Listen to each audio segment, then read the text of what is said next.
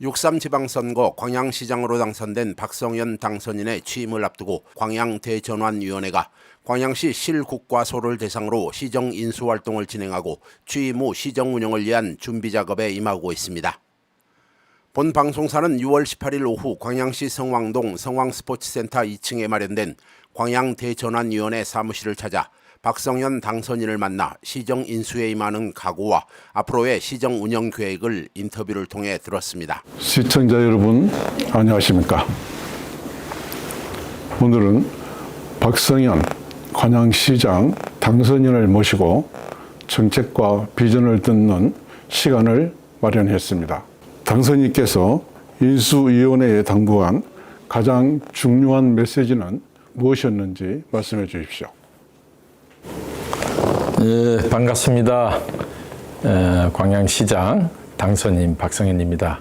시민의 후보로 출발해서 시민의 당선인으로 당당하게 당선되었습니다. 위대하신 우리 광양 시민들의 현명하신 판단 덕분에 당선이 되었습니다. 이 시간을 빌어서 다시 한번 진심으로 감사 말씀을 드립니다. 감사합니다. 이번에 우리 시민들이 저를 선택해 주신 가장 큰 이유는 경제를 살려라. 그게 저는 지상명령이라고 지금도 생각하고 있고 우리 시민들이 그걸 위해서 저를 선택했다고 생각하고 있습니다. 그래서 우리 인수위원회도 명칭을 광양대전환위원회로 바꿨습니다.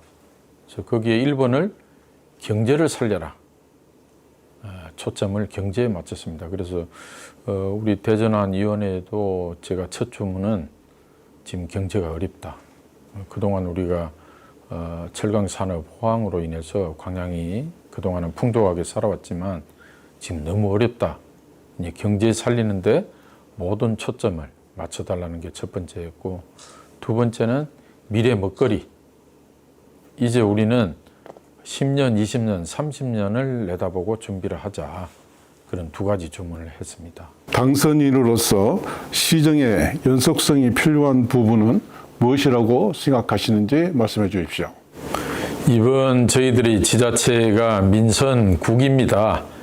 1기 시장님부터 해서 8기까지 우리 광양시를 잘 이끌어 왔습니다. 이제 그 중에 우리 광양시가 다른 데보다 잘해왔고, 잘했던 것들이 저는 아이 키우기 좋은 도시, 그리고 기업을 최우선으로 우리가 대하는 부분, 이런 부분들은 저희들이 계속 이어나가야 됩니다. 또 그 중에 복지 부분, 우리 광양이 다른 타 도시에 비해서 육아부터 노인까지 생애 전주기 복지는 촘촘하게 지금 해왔고, 그래서 그 부분은 제가 계속 이어가야 될 부분이고, 또 그동안 이제 관광산업이라든지 기업 유치를 위해서 해오셨던 것들은 계속 이어가야 됩니다.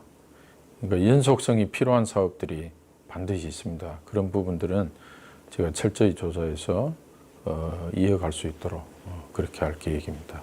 네. 광양시 시정운영 방식에서 앞으로 반드시 혁신해야 할 부분은 무엇이라고 생각하십니까? 제가 지금 내세우고 있는 대전환은 총 5가지입니다. 그게 바로 저는 혁신이라고 생각해요. 첫째는 경제 구조의 대전환, 두 번째는 산업 구조의 대전환, 세 번째는 행정 구조의 대전환, 그리고 생활 인프라의 대전환, 마지막으로 첨단 미래도시 대전환. 이게 제가 생각하고 있는 우리 앞으로 광양이 해야 될 일이고 또 미래 먹거리입니다. 그 중에 이제 경제 부분이 있고 산업 부분이 있습니다만은, 경제 부분은 제3순환 경제 구조, 즉 광양은 산업도시의 활력이 우리 시민들에게 행복과 즐거움으로 가지 못하고 있는 구조로 되어 있습니다. 그래서 이 경제 구조를 바꾸겠다. 즉 광양에서 벌어지는 돈이 광양에서 소득이 되고 소비가 되고 재투자되는 구조. 그래서 광양에 번 돈이 전부 우리 시민들 위해서 쓰여지는 경제 구조. 이게 이제 첫 번째로 해야 되고, 이제 두 번째는 산업 구조는 현재 철강 항만에다가 옷을 입히는 산업구조를 만들어야 됩니다. 즉 철강과 항만은 리뉴얼 자동화로 또 수소 환원철 또 전기로 환원철로 리뉴얼하고 항만은 자동 항만으로 하고 이제 거기에 플러스해서 이제 신성장 동력 산업 반도체라든지 2차 전지 그리고 철강과 항만을 이용한 제조업 유치 뭐 이런 산업 구조로 전환을 해야 되겠다.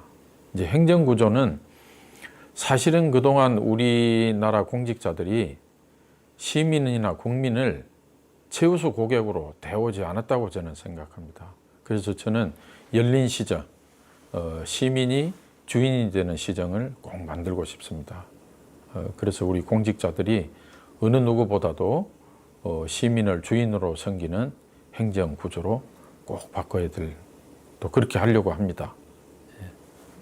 시장에 취임하면 시민들이 가장 먼저 체감하는 변화는 무엇인지 말씀해 주십시오. 우리 대전환위원회에 제가 조문을 했습니다. 과제를 단기, 중기, 장기 이렇게 분류를 했으면 좋겠다. 그래서 당장 시급하게 시민들이 체감할 수 있는 것, 그리고 장기적으로 우리 후손들, 미래 세대들을 위한 것들 이렇게 해서 단기, 중기, 장기 계획 정책들을 분류를 하고 있습니다. 우선 단기적으로 쉽게 할 수 있는 것, 당장 할 수 있는 것들, 이거는 세출 구조조정을 통해서 시민들에게 우선 지역에 돈이 돌지 않고 있어요. 동맥 경화 수준입니다. 그래서 심폐소생한다는 생각으로 민생지원금을 지원해서 지금 민간이 어렵기 때문에 재정을 풀어서라도 우선 돈이 돌게 하는 것들을 해야 되겠다. 두 번째는 아까 이야기한 행정구조. 우리 공직자들이 바뀌었다. 시민을 주인으로 생각하는 시장부터 모든 공무원이 시민을 주인으로 대하는 문화. 이거는 금방 변화가 올 수 있습니다. 그래서 금방 우리가 변할 수 있는 것부터 단기적으로 하려고 합니다. 그 다음에 이제 생활 인프라 중에 버스 정류소라든지 우리 시민들이, 서민들이 이용하는 그런 생활 인프라들, 큰 돈 들이지 않고 바꿀 수 있는 것들, 이런 것들은 예를 들어 버스 정류소가 집에서 너무 거리가 멀다든지, 또 버스 정류소 시설이 춥고 덥고 하면 누구나 가서 편안하게 쉴 수 있는 공간으로 전환한다든지, 그래서 생활 인프라를 바꾸는 것들, 그리고 AI 이제 시스템을 도입해야 되는데 AI를 활용하는 이런 문화를 만들어야 돼요. 그래서 우선 행정에서 도입하고, 그리고 학생들도 도입하고, 나중에 시민들도 도입하고, 그리고 도시 시스템을 장기적으로는 AI 시스템으로 전환하는 뭐 이런 일들을 하고 나면 참 우리 광양이 바뀌고 있다는 걸 체감하게 될 겁니다. 광양시의 재정 악화와 지역 경제 침체에 대한 우려가 큽니다. 당선인이 가지고 있는 보관은 무엇입니까? 시정을 이끄는데 제일 중요한 게 살림살이 아니겠습니까? 제가 지난주에 우리 현황 보고를 맨 처음 예산 기획서를 받았어요. 저는 대충격이었습니다. 충격을 넘어 대충격이었습니다. 제가 7월에 시에 들어가면 쓸 돈이 있느냐?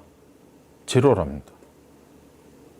이제 6월 달인데 제가 시장이 되면 쓸 돈이 제로다.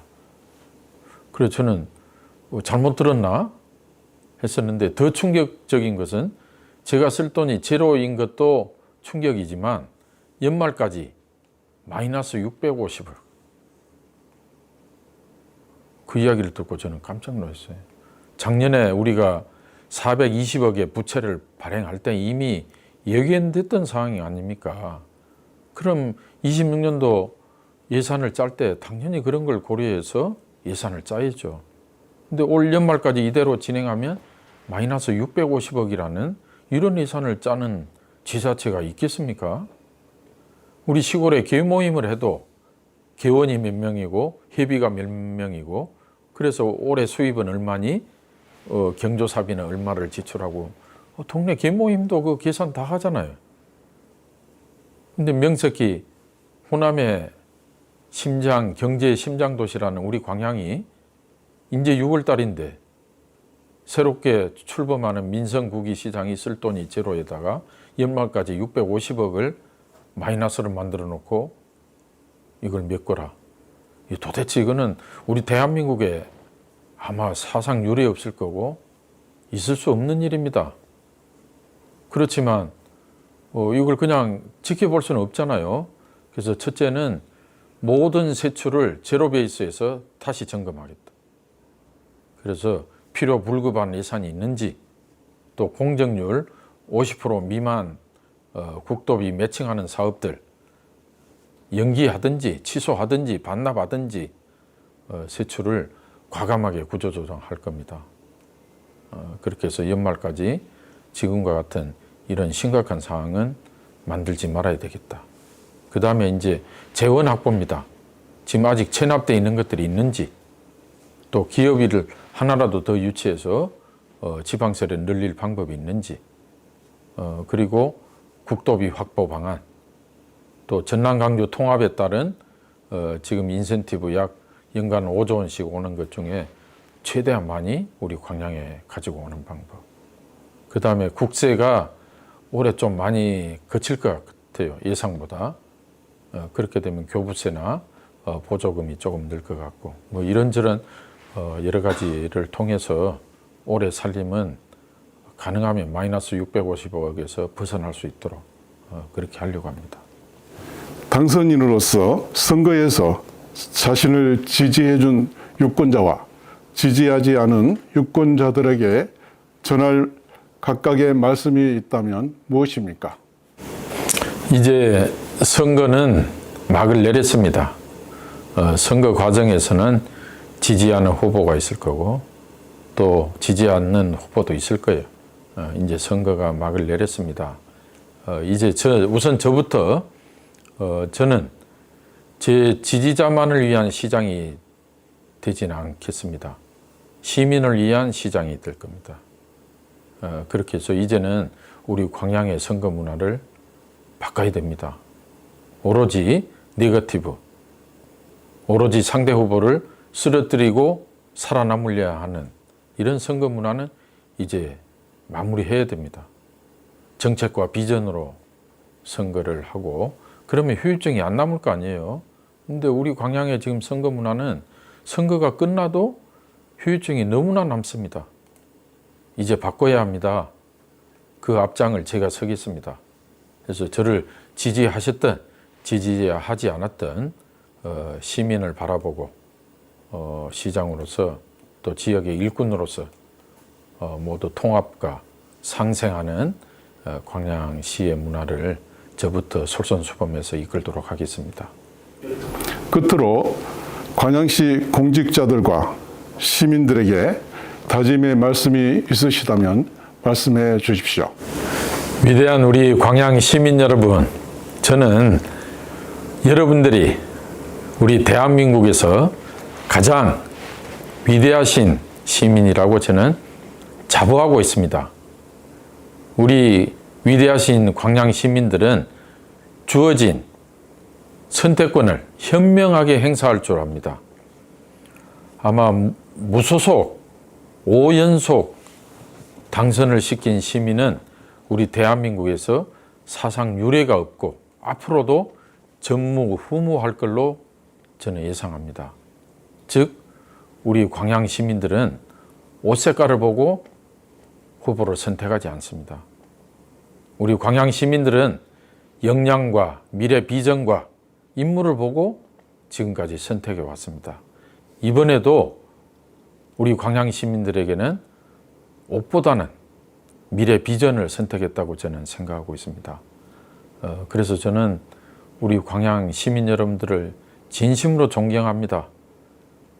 나에게 주어진 그 소중한 표를 당이라든지 옷 색깔 보지 않고 우리 아들, 딸들의 미래를 위해서 선택하는 그 현명함, 정말 존경스럽고 자랑스럽습니다. 앞으로 우리 광양은 미래 비전이 있는 도시입니다. 각각의 구슬들을 잘 꿰서 보배로 만들 수 있는 리더가 필요한 시점이 아닌가. 이 구슬들을 잘 꿰면 저는 반드시 우리 광양이 호남 제1의 부자 경제 도시가 될 수 있다고 저는 확신하고 있습니다. 앞으로도 저에게 보내주셨던 그 성원과 지지, 호남 제1의 부자 경제 도시를 넘어 글로벌 국제 도시가 될 수 있도록 시민 여러분들의 많은 성원과 지지를 다시 한번 부탁드리겠습니다. 감사합니다. 박성현 당선인은 본 방송사 홍철지 본부장과의 인터뷰를 통해 5연속 무소속 시장을 선출한 광양 시민들은 후보의 역량과 미래 비전을 선택한 위대한 시민들이라며 감사의 뜻을 전하고 미래 세대를 선택한 시민들의 뜻을 살려 광양시를 호남 제1의 부자 경제 글로벌 국제도시로 만들어가겠다고 다짐했습니다. 박 당선인은 선거가 끝난 만큼 이제 광양시장은 지지자들만의 시장이 아닌 광양시민 모두를 위한 시장이라며 지역의 일꾼으로 시민들의 통합과 상생의 분위기를 조성하기 위해 시장부터 앞장서겠다고 강조했습니다. 미래를 준비하는 GBS 방송 차범윤입니다.